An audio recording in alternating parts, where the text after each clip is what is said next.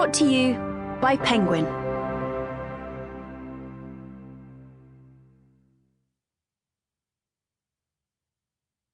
The Man Made of Smoke by Alex North. Read by Zaza.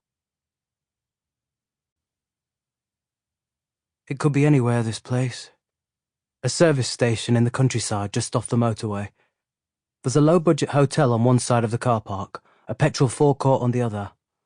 Inside the single-storey building at the far end, there's a food counter, a shabby amusement arcade and a shop with snacks and newspapers and a selection of best-selling books. Outside the entrance, a van is selling flowers. The bunches rest in battered metal buckets, wilting in the afternoon heat.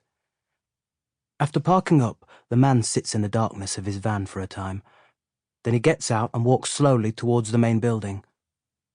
The first witness to see him is a teenager dressed in creased kitchen whites who's leaning against the wall of the hotel, smoking a cigarette.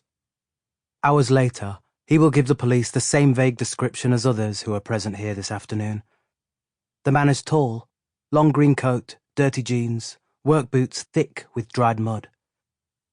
The teenager will mention brown tufty hair and a sun-weathered face. But the main thing he will remember is a sense of threat that he can't quite put into words. He was someone you don't want to look at, he tells the police. The man stops briefly at the flower van. A young woman is working inside.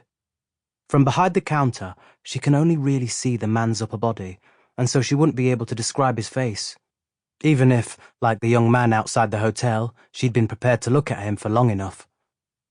She will be clear about the words at least. Nobody sees, the man says, and nobody cares.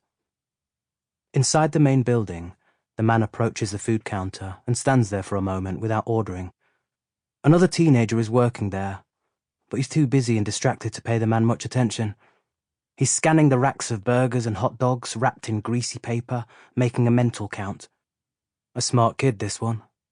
He's only been there for 2 weeks, but he knows what sells and when, and has been trying to get the guy working the grills in the back up to speed. Nobody sees, the man says, and nobody cares. The middle-aged man in charge of the arcade only catches a glimpse of him, because he's concentrating on a boy who wants to come in and play on the machines. It's gambling, so adults only. If you ask him, it's stupid to have an amusement arcade when you know there are going to be families coming in and kids running loose, but nobody asks him. He seems to spend half his life telling children that they can't come in. That's something he'll think about a lot after today. The man enters the shop next, loitering in the aisles for a minute before leaving. The teenage boy behind the counter barely notices him. He's keeping an eye on a kid he suspects of being a potential shoplifter. At home, this teenager is obsessed with true crime and spends a lot of his time reading lurid accounts of serial killers. The more violent, the better. In the years to come, this afternoon will loom large in his memory. Nobody sees, the man says, and nobody cares. It's not really true. After today, a great many people will care. They will watch the television coverage, read the newspaper reports and scan the websites. A few years from now, they will buy copies of The Man Made of Smoke by Terence O'Hare, billed as the definitive account of the Pied Piper killer and the children he took away. But right now, I suppose, the man is correct.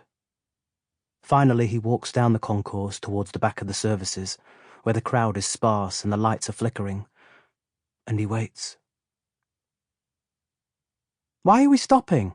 my mother said as the car slowed. "Snack situation evaluation." My father craned his neck to look back at us. "Plus, I feel like stretching my legs a little. That okay with the troops?" "Fine by me," I called. "Me too," Sarah said. Sarah was sitting on the back seat of the car beside me. We were both 12, and my dad and hers had been friends once, before we left the island for somewhere better. While my family didn't have much money, Sarah's mother had next to nothing, and my parents often brought her with us on days out like this. We'd been friends for a long time. When we were 8 or 9, I remembered she'd knock excitedly on the door every morning in the summer holidays. "Want to go on an adventure, Dan?" Which I always did. Sarah was pretty cool for a girl, I thought. Sample complete. Ready to continue?